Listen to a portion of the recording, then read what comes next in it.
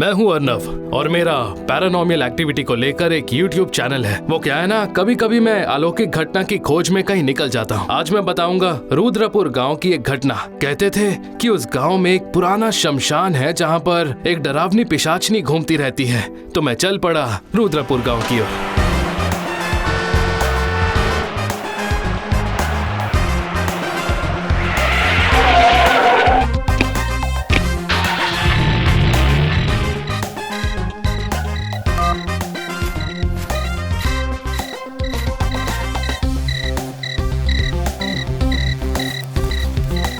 ये क्या, गांव में सभी लोग घोड़े बेचकर सो रहे हैं। वैसे इस गांव में ठंड बहुत है। उफ, पर ये शमशान किस तरफ है? वो रही, वहां पर एक दुकान है। अच्छा, इस रुद्रपुर गांव का शमशान किस तरफ है, जरा बताएंगे मुझे? शमशान में? और इतनी रात में किसी ने बॉडी रखी है क्या? नहीं, ऐसी कोई बात नहीं है। तो फिर तुम्हें देखकर लगता नहीं कि तुम इस गांव के हो। शमशान में क्या काम है? वो मैं शहर से आ रहा हूँ। वो पैरानॉर्मल एक्टिविटी मतलब भूत प्रेत के बारे में कुछ रिसर्च वगैरह करता हूँ। मैंने सुना है उस पुराने शमशान में एक अतृप्त पिशाच है। पिशाच का नाम सुनते ही उस बूढ़े की आंख और चेहरा बदल गया।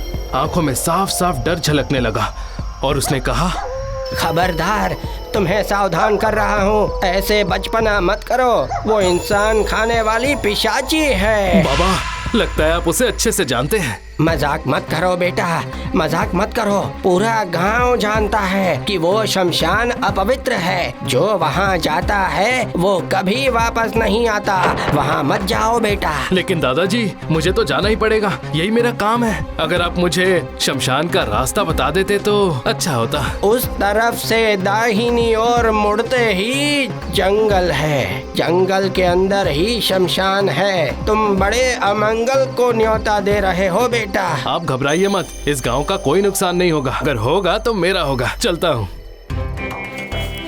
बूढ़े बाबा की बात सुनकर घबरा तो गया था, लेकिन सावधान रहने को तो हर कोई कहता है, इसकी आदत है मुझे। वो रहा, जंगल दिख रहा है, इसका मतलब मैं पहुंच गया हूँ। शमशान को देखते ही मैं समझ गया कि काफी दिनों से यहाँ कोई नहीं आया है। सूखे पत्थर बिखरे हैं, सब कुछ टूटा फूटा है और यहाँ काफी दिनों से पुरानी राख पड़ी हुई है। ये माहौल बिल्कुल मेरे काम के अनुकूल है। मैंने घड़ी में टाइम देखा, 11 बज रहे थे और देर नहीं कर सकता। EMF मशीन, कैमरा और मेरा सुरक्षा कवच, तांबे की ताबीज, मैंने ये सब निकाल लिया था। सब कुछ ठीक था, पर जैसे ही तांबे की ताबीज को हाथ में पहनने लगा, ऐसा लगा जैसे मेरे पीछे से कोई गया है। मैंने घूम कर देखा, कोई नहीं था। काला घना अंधेरा और शमशान का सुनसान माहौल। अचानक मेरी नजर EMF मशीन के कांटे पर पड़ी। EMF मशीन का कांटा फ्लक्चुएट कर रहा था। इसका मतलब अभी अभी यहाँ कोई आया है। अचानक मैंने महसूस किया कि मेरे कंधे पर झुककर कोई ठंडी आह भर रहा है और मुझे अचानक जोरों की ठंड लगने लगी। मैंने देखा कि हर तरफ कोहरा छा गया है। उसी वक्त मैं बिल्कुल साफ साफ समझ गया कि मेरे कंधे पर किसी ने अपना ठंडा हाथ रखा है। मैं पीछे मुड़ा, कोई नजर नहीं आया। जैसे ही सामने मुड़ा तो चौंक गया। मेरे बिल्कुल सामने एक खतरनाक चेहरा था जो आधा जला हुआ था। आंखों की मोती और सफेद हिस्सा जलकर बाहर निकल आया था। मुंह से जला हुआ मांस टपक रहा था। उफ, कितनी खतरनाक है ये। अब पिशाचिनी उसके बड़े बड़े नाखून से मुझे नोचने आई। मैं बहुत डर गया और धीरे धीरे पीछे हटने लगा। शांत हो जाइए, शांत हो जाइए। शांत? मुझे शांत होने के लिए कह रहा है? हाँ, हाँ। मेरी बातों का कोई फायदा नहीं हुआ। पिशाचिनी मेरी ओर बढ़ने लगी और मैं पीछे हटते हटते अचानक से ठोकर खाकर गिर गया। वो बहुत बड़ा मुंह खोल के काटने वाली थी कि तब मैंने उसके मुंह के आगे अपने तांबे के ताबीज को रख दिया। पिशाचिनी ने उस ताबीज को देखा और ताबीज की पॉजिटिव एनर्जी को वो बर्दाश्त नहीं कर पाई और तभी उसके गले से एक आधा जला हुआ लॉकेट मेरे सामने गिर गया। दूर खड़ी पिशाचिनी जोर जोर से दहाड़ने लगी। मैं तुझे नहीं छोड़ूंगी, रुक जा, नहीं छोड़ूंगी। हाँ, हाँ, हाँ, हाँ, हाँ।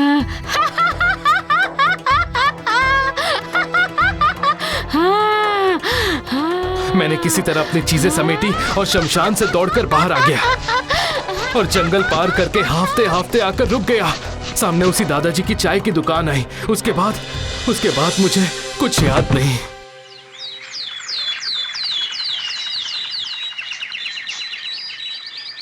सुबह जैसे ही पानी की छींटें मुंह पर पड़ी, मेरी नींद खुल गई। गांव के कुछ लोग आश्चर्य होकर मेरी तरफ देख रहे थे। मैं तो हैरान था, लेकिन मुझे एहसास हुआ कि मैं ठीक हूँ। मुझे तो यकीन ही नहीं हो रहा कि तुम जिंदा हो। मुझे जरा खुलकर बताइए ना, आखिर कल रात को बात क्या हुई थी? तो मैं तुम्हें सच सच बताता हूँ। तुम जिस पिशाची को देख कर आए हो, उसे सालों पहले इस गांव के लोग एक 20 साल की लड़की को डायन समझने लगे थे। जो भी उस लड़की के संपर्क में आता था, उन सब का कोई न कोई नुकसान हो जाता था। तो लोगों ने सोचा कि अगर उस डायन ने और ज्यादा नुकसान कर दिया तो एक दिन इस गांव के लोग उस लड़की के हाथ पांव बांधकर जिंदा हालत में जलाते हुए चिता की अग्नि में फेंक दिया था। पता है, उसकी जीभ भी काट दी थी ताकि वो कोई भी श्राप ना दे पाए। और उसी वक्त बारिश आने के कारण आधा जलकर ही वो मर गई। और तब से ही उस लड़की की आत्मा पिशाची में तब्दील हो गई। पूरी बात सुनने के बाद मैं समझ गया कि पिशाचिनी के मुक्त ना होने की वजह प्रतिशोध नहीं था, उसके ऊपर हुए जुल्म और अत्याचार की कहानी ना बोल पाने की तकलीफ थी। और अब तक उसे मुक्ति नहीं मिली है। वो शमशान में अटक चुकी है। ये क्या? इस नीले रंग के पत्थर जड़े लॉकेट से ही तो हर कोई उसे नुकसान पहुंचाता था। ये तुम्हारे हाथ में है। तुम दया करो और ये गांव छोड़कर चले जाओ बेटा। पर जिस काम के लिए मैं आया हूँ वो खत्म किए बिना यहाँ से नहीं जाऊंगा दादाजी।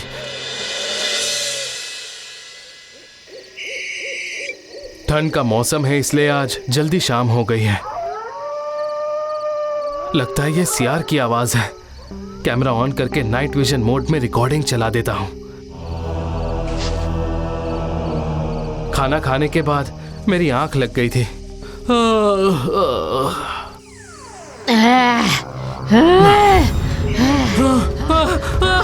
नहीं, सुनो, मेरी बात सुनो।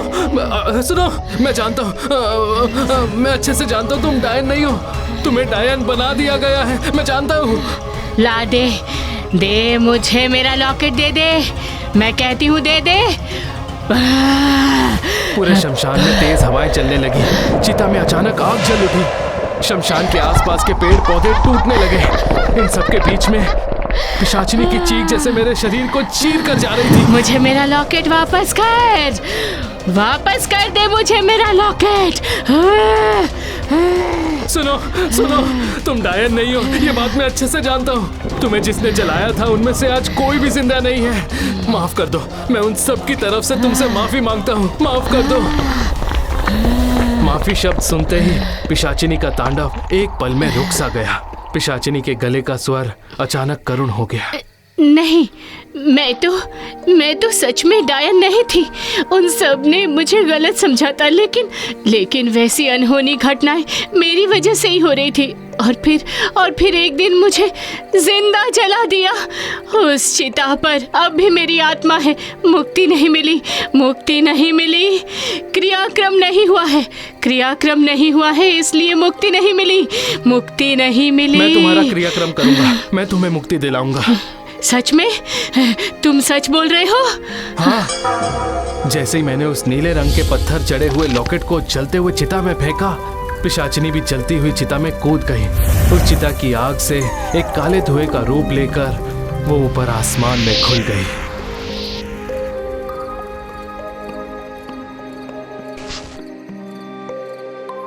उसी गांव में मैंने उस लड़की के लिए एक छोटे से क्रियाक्रम की पूजा करवा दी।